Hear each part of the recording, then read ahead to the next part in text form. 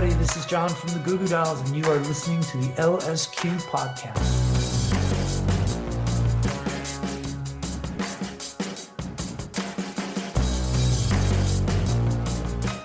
Hi, John Rzeznik. It's so nice to see you / meet you. I'm so intrigued by the fact that in recent months, and you'll have to explain to me some of the timing of how it worked, but the fact that in general in recent months, not only are you working on a new Goo Goo Dolls album, but simultaneously putting together this rarities collection that by the time this episode comes out will have been in the world for a minute already.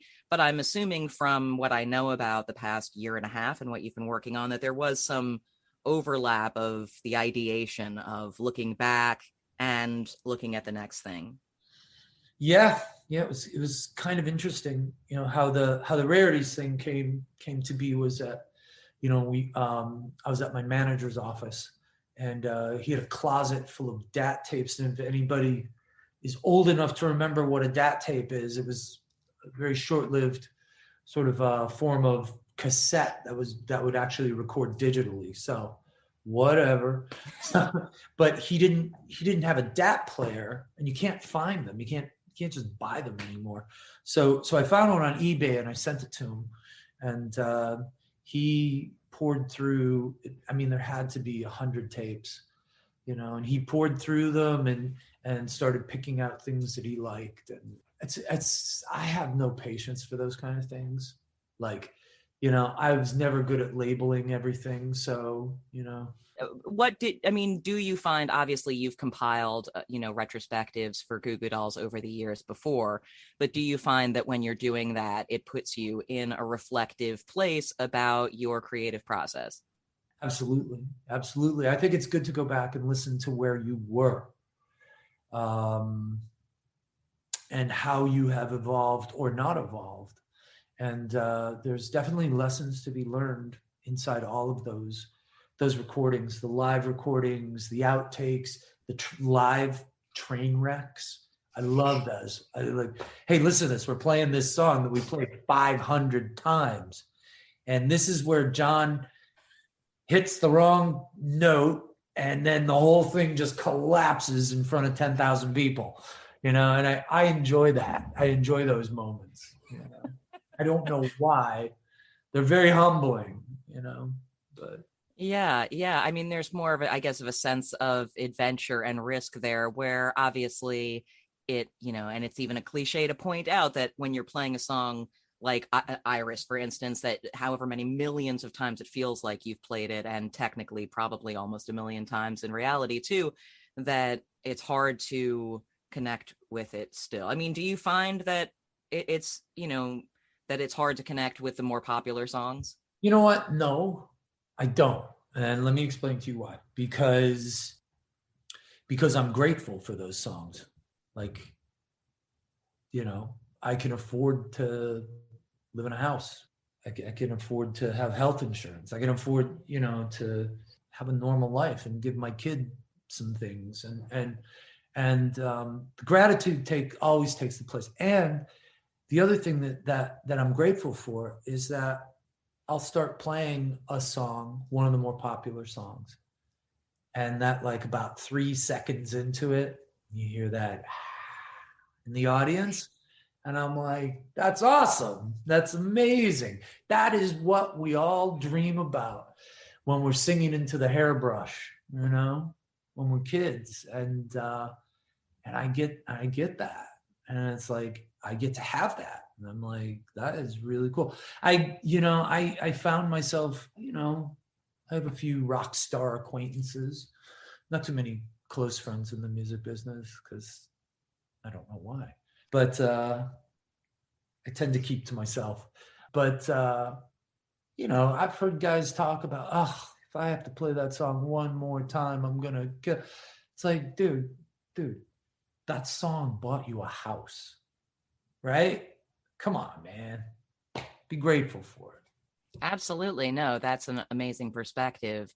And yeah, I guess I just meant more like the it's almost like a muscle memory thing, I would imagine, at a Oh certain yeah. point, and it's like easy. You have to remind yourself, not to go into like rote mode where you're just like, my arms are playing it, my voice is Yeah. singing it, and just be No. like, no, feel it. It's you got like that, more Yeah. that kind of thing than any kind of begrudging the song, because obviously all your, it's like, it is weird, and I'm interested to get into, as we talk about your history making music, to talk about that era too, where this feeling of like having to almost apologize for having a hit or Oh something, but is a thing. But let's go back before yeah. that first to, you describe the idea of singing into the hairbrush or I would like to touch on that point when we get to it though. Oh yeah, no, I want to Yeah. I want to talk about that for sure. But let's talk about this early moment when you're the kid with the hairbrush, or whatever was your early moment of finding that urge within yourself. What are your earliest memories of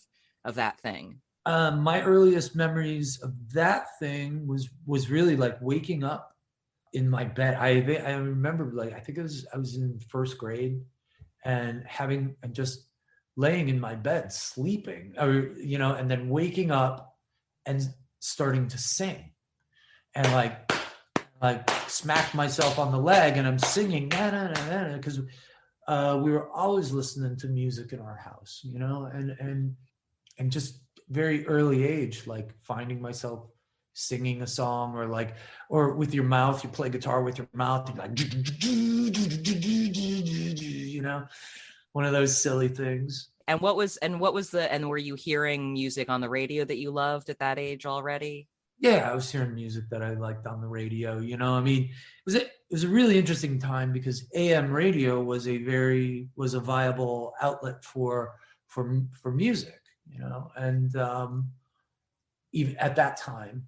And so you'd listen to whatever was on, WKBW, 50,000 watts, out of Buffalo, New York, and you do that, and then there was the progressive rock radio station. All talked very quietly. This is Genesis with The Lamb Lies Down on Broadway. So there are a lot of different influences coming in, and like really, listening to music. There was always music that I loved on the radio, but I was fortunate enough to have four older sisters who were kind of hipsters, prototype hipsters, and turning me on to all kinds of underground music. And Buffalo had a couple of underground record shops, where as a young teenager, I would go there, and you'd learn from the guys behind the counter working there. Hey, listen to this, kid, but Right. But your sisters had their shit, and that they introduced you to, and the record store clerks have their shit. But what was the first things that felt like your shit, where you're like, oh, of all of this stuff I'm finding, this is what truly is my favorite? Like, what okay. were your earliest favorites? Earliest thing I can remember, really truly, was the first Cars album. I was like blown away by it. ELO's Out of the Blue. I was blown away by that record. Kiss Alive, every boy goes through that phase. Yeah. And even that, yeah, like she's almost 50 years later, that album had this visceral effect on me. And then, like the first Clash record, the Ramones, the Stones, like Some Girls. I just remember that record just being, heavy rotation at the house, and just, being turned on to a lot of really cool things. It was really funny because the way that we would have to buy music in our house, because we didn't have a lot of money. So I was exposed to greatest hits records and compilations and things like that at a very early age. So I very much got into singles, and like the way that I think that listening to radio singles and those kind of things kind of affects the way your process of writing songs. Me, at least it did for me, because I was always like, I don't know why, but I was always so concerned about the hook. Gotta have a hook. Gotta have a hook. And you know, I think, yeah, you gotta have a little bit of a story. You gotta have a little bit of a story, but you gotta have a hook. Yeah. Well, it's also like it's the structure, yeah, the rules of pop songcraft that are useful to learn or something. Yeah, Like if you spend enough hours listening to it, you're like, okay, it forms the basis of and that stuff is real for whatever reason, the like how long does it take to get to the vocals? How long does it take to get to the chorus? Like yeah. is stuff that we And all those, know what our attention spans are like. yeah, and those things change as time goes on. I mean, it's like, now it's like, when I listen to the radio, I'm like, wow, there isn't one real instrument on this song, and it starts with the hook, and it just kind of stay. It's interesting, and there's a lot of really interesting, cool new music out there. I don't hear too much on pop top 40 type radio that appeals to me, but you know I'm an older guy, so it's like why should it? And Yeah. I don't write music for teenagers anymore because I'm not one. Yeah, I try and remember that when I listen to pop music that I really don't, I don't want to say don't get, but where I'm just like, oh wow, interesting, when I feel the most like an anthropologist or something about looking at it from over here, where I'm like, ooh, Yeah, what are they doing, the kids these days? Ooh, they're doing that. I love how minimal pop music is now, like there's a lot of very minimalistic, but the amount of production that goes into making it sound that minimal is overwhelming. And I'm like, I do that too. I'll listen to a song and I'll just be like, and then I'll go over the lyrics, and it's really only about like 4 lines of lyrics, and just like this drum and bass thing and like maybe a little keyboard thing, piles, mountains of vocals. And then you look at the credits, and it's like there's 5 producers, 10 songwriters, and you're like, wow. It's like it must have taken a lot of work to do that. that's a lot of checks to write, pay all those people. Nobody's getting rich. When did you start to see kind of the lanes combining of like having this affinity for songwriting yourself as a kid and loving the music you were listening to? When did you start to picture them as kind of the same thing, that, oh, this is something I could do, and then start doing music in a real way? Well, I mean, I started listening to, in my mind at the time, a band like The Replacements or the Ramones or Tommy Keene or I mean, they were rock stars. They were rock stars, but I mean, they were never big arena rock bands.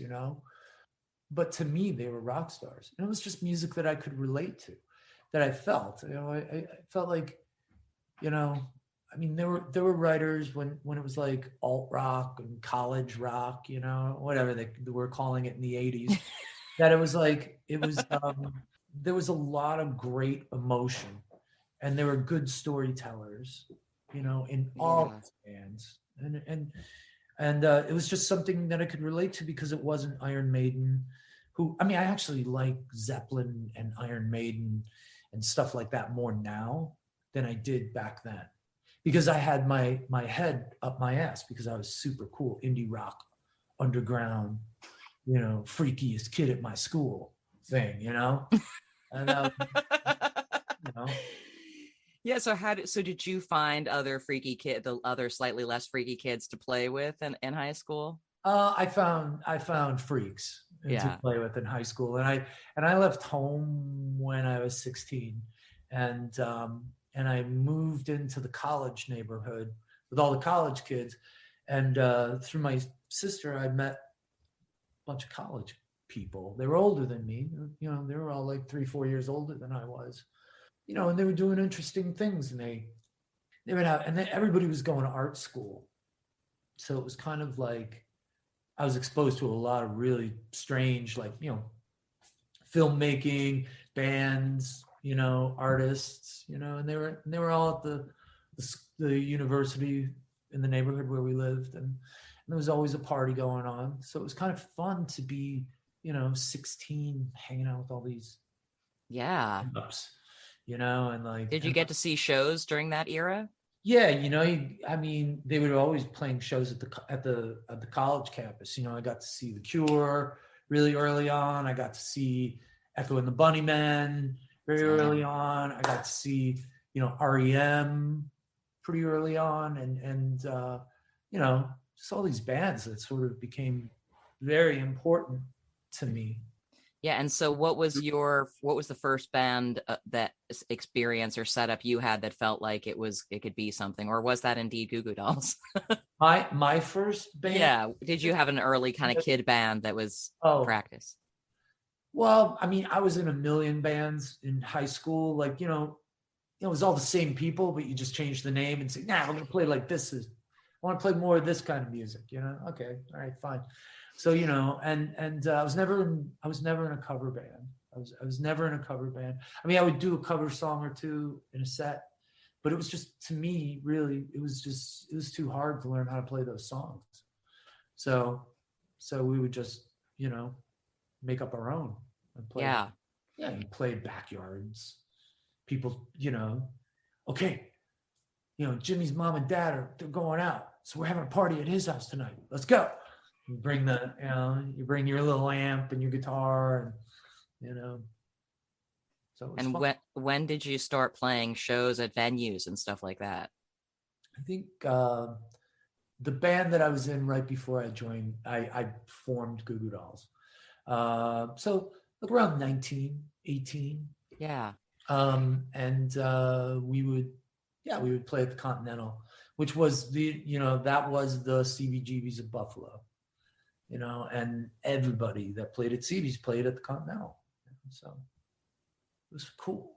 And then Yeah. I got a job working there as a bar back, and cleaning and doing all that kind of thing, and my boss there was a guy named Bud, who ran that whole thing, and it was like this umbrella, because it was like this awesome dance club upstairs, that played all the New Order remixes. There was like New Order remix and Depeche Mode remix every week. The So extended mix. double extended halftime remix, and so you got exposed to all this different kind of music, and I love Depeche Mode, and I love the Cure and the Smiths and Elvis Costello, and all this music, and the Police, and oddly enough, I wound up playing in like hardcore punk bands, but they were always very melodic, and that's what I loved about it. I wasn't into the less melodic, more rooted in metal kind of punk. I was not into that. Nothing. There's no offense to it. It just wasn't my thing. I love melody. I love a big hook. I love good singing, and to me, good singing isn't having these crazy soulful chops. It's delivering a message with conviction. Yeah. And guys like Tom Petty and Bruce Springsteen were, and the Kinks and the Who, and the Stones. Those are bands that you always listen to, and the Beatles, irrespective of how cool I was trying to be, because that's the genesis of where all that music came from, especially the Who and the Kinks. Huge. Yeah, it makes me wonder nowadays, what are the artists that are a given for everyone to listen to, mixed in with the fluctuating new stuff, like, for people in their 20s now, like what are the three, like for us, where it'd be like, oh yeah, well, duh, obviously you listen to the Beatles, and you listen to, for me, the Kinks is an obvious one too, or I think a lot of people from my generation have kind of Radiohead as a given. Yeah. It's just like, of course I like Radiohead. Yeah. It's interesting because my wife's niece lives with us. She's a college kid, and she sends me songs and bands and stuff that she digs, and then I send her back the bands from my generation that I think that sounds like. So we have this back and forth going. And I'm like, you hear the influence. We have to, history is important when you're listening to music. Yeah, it is. Although I guess, and this is a sort of segue into what I was mentioning earlier, this sort of concept of, because you've talked a bit about kind of the indie scene and the idea of like, what the cool kids think or something like that. I do think it's sweet nowadays the way young people are. They seem less like that. I mean, maybe I'm wrong, but even within the niche of indie music that I kind of occupy, I think younger people nowadays don't have that same thing. That I'm curious to hear you talk about what it must have felt like to have been this guy who really cared about underground and independent music and came up in the scene and played in all these bands and did all the stuff. And then there's a certain point where it's just like, oh, you're mainstream now. And Yeah. you're like, but I'm that same guy. Like, what the fuck? Like, I feel like there's less chance of that happening to say the same if you were you now Yeah. and 20 something years old. But yeah, I, tell me a bit about that, what that felt like for you and kind of how you've navigated that in the long view. well, we lost a lot of our initial fan base. I mean, when I wrote that song "Name," um, and then all of a sudden, I mean, we would sell 50,000 records, something like that. 100,000 maybe. One did that, and then so we were underground darlings playing bigger clubs and smaller theaters. And the only people that write about you when you're in that position are people that like you, and the only people that come to see you are people that like you, and which is great. But then all of a sudden, boom, this song pops up on the radio. And yet I felt as though I needed to apologize to a lot of people. Like, gee, I really didn't do anything. This song, I never thought that we were going to blow up that big and sell, 3 million records at that time or whatever it was. A lot of people, and I remember I did the same thing with you too, because I was just like, I love this band, I love this band, I love this band. And then when they played at the big auditorium, I was just like, fuck those guys, man.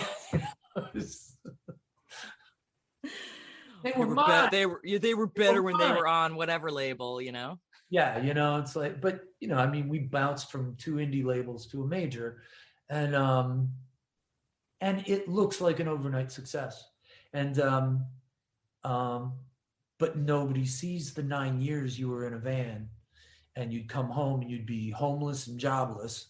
And if you were extra charming, you might have a girlfriend to come home to, and she could prop you up for a little while till you got a day job, and like, what I found was really, really interesting. The lessons that I learned during the early van touring. Well, I mean, we did that for 8-9 years. We were out in a van, sleeping on people's floors, and finding people in the audience. Hey, can we stay with you guys? We'll give you a T-shirt if you let us stay, or we'll bring the beer or whatever. And of course, you got to stay up with them and party because they want to party with you. And I remember bringing tons of blank cassettes with me, and like, whenever I had the opportunity to dig through someone's record collection and just ask them, can I make a mixtape of all these? And I learned so much. And asking these people, so tell me what you're listening to, show me what, and just learning a lot about music that way too. Staying at a hardcore guy's house, it's like, you're starting to pick up a lot more of like the GBH, Henry Rollins kind of, Black Flag, that kind of thing. Those are Bad Brains. I just remember Bad Brains to me, I just want to point this out because Bad Brains to me was just so melodic, as chaotic as it was. And the same thing with Husker Du. I'm listening and I feel as though I'm having an aural hallucination because of the way that Bob Mould played the guitar, and the dissonance was so beautiful, and so melodic. I love those records because they would take me in my brain, the way my brain was processing the sound.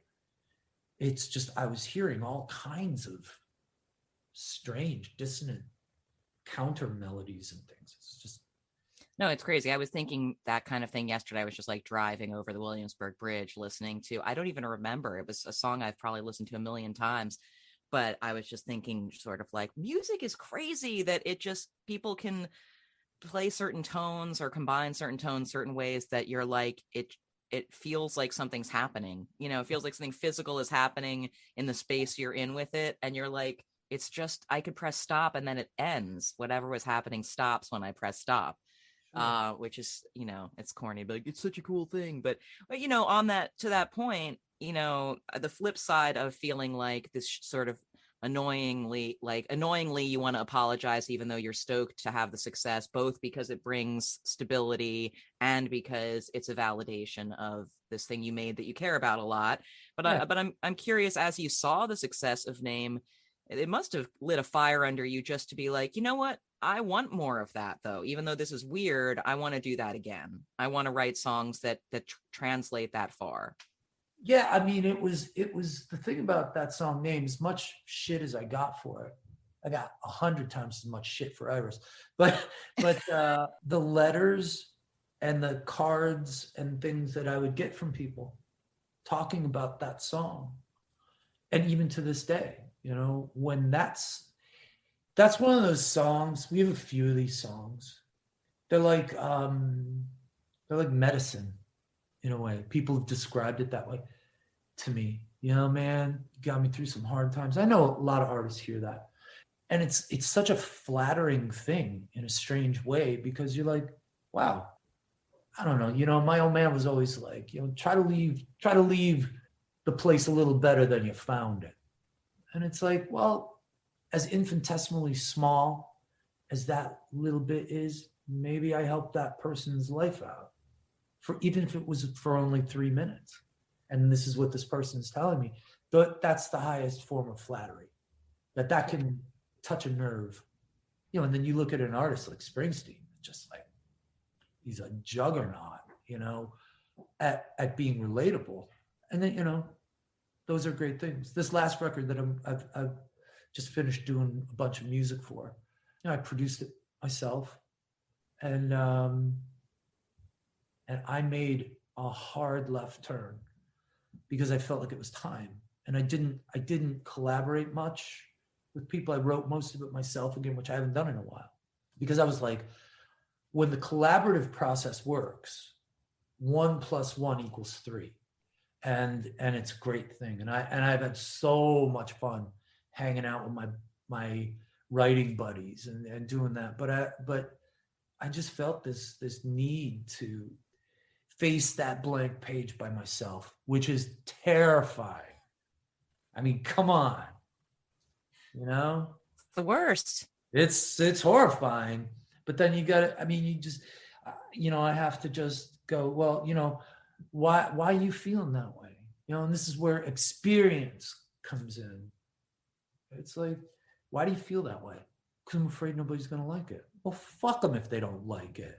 It's like, it's pretty simple, you know, just be honest. Yeah, totally. Well, tell me a little more about your process, your songwriting process nowadays. And yeah, what is your practice? What does it look like? My practice is no practice.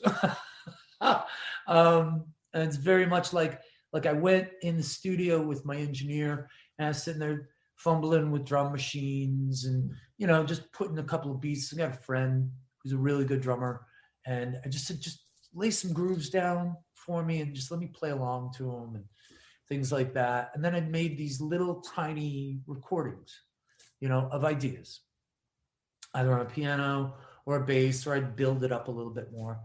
And then I wanted to do it the way that I did it when we were first starting out, which was drummer, bass player, me in a room, banging it out for hours and hours and hours until the song starts to morph and it starts to solidify, and the shape becomes more apparent, you know, and it's like, you know, the accidents that happen, or I'm going here, you guys try to follow me, you know, or you're yelling into the microphone, whatever, go to B minor, you know, and then, you know, whatever, and all these glorious train wrecks, and then you're listening back and you're like, so you hear that right there?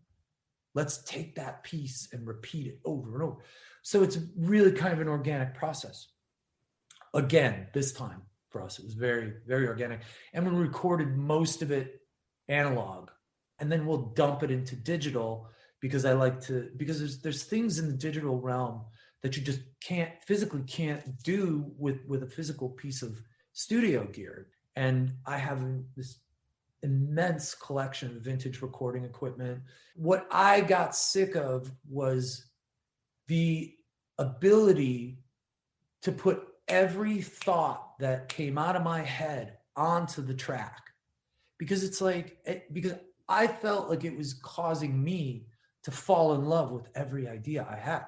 Well, I have 19 guitars on this song, whereas a good producer, when I was a kid, would say, yeah, your 19 ideas, pick the 2 best ones, because that's all we got room for. We don't have room for any more. Okay, all right. So it forced me into a position where I had to make really good choices and be clever about the way I'm going to arrange and make these songs work. And I think it made the songs tougher and leaner and more to the point, Plus, I hate to be that guy, but analog just sounds better. Using a 75-year-old microphone with a 50-year-old mic pre and EQ, and a 60-year-old limiter and an old spring reverb and things like that. To me, there's a certain richness about that the vast majority of digital plugins are trying to emulate. But once again, it comes down to, I got to be able to sit down at a piano and play this song. Or I got melody, always the melody. Yeah, it's got to be about the melody. You got to have it, and you got to have a hook, and you got to have a little bit of a story. Yeah. And you get down to the heart of the core thing, the melody thing. Is it still sort of, or do you know it when you hear it coming out of your mouth, where you're just like, ooh, that melody has legs? Yeah. I do know that. And that's something. Melody is pretty easy for me. Harmony's not so easy. And lyrics are not easy, but yeah, now I'm in this headspace where it's like, no, I have to write this. I got to write my own mind, my own piece, because, I was very, very, very into the collaborative process. I loved that. But there was a certain amount of safety in it that I had to walk away from, because if you're not taking a risk, you're not going. I'm not going. If I'm not taking a risk, I'm not going anywhere. But me, like everybody else, I would rather go out in the backyard, go over to Home Depot. Like somebody's like, John, you got to finish the lyrics for this song. And I'll be like, well, I just was at the Home Depot and I got everything I need to build a geodesic dome. So I'm busy with that for the next 6 weeks. So, and then the night before I need to sit there, right? I got to write these, it's like, but I will, I'll put a new roof on the house. It's funny though, because when you talk about making music, the different processes, you obviously fucking love it, but you procrastinate it nonetheless, which I get. I do that with things I like doing and my passions as well. But you're like, then when you're doing it, you're enjoying it so much. You're like, why did I put this off? I fucking love this. Yeah, and there's certain people that I love to just have in the room while I'm writing. Like, I love my engineer. He's amazing. And he's the kind of engineer that he's young. He's 20 years younger than I am. So it's interesting to get that younger perspective. He's 25 years younger than me. And somebody who is very much a student of old school recording. For such a young guy, I never expected it. He's the kind of engineer that'll turn around and kind of look at me like, and I'll be like, go, take it back. Let's try something else. Engineer side eye. Engineer. Yeah, it's good to have that, and like,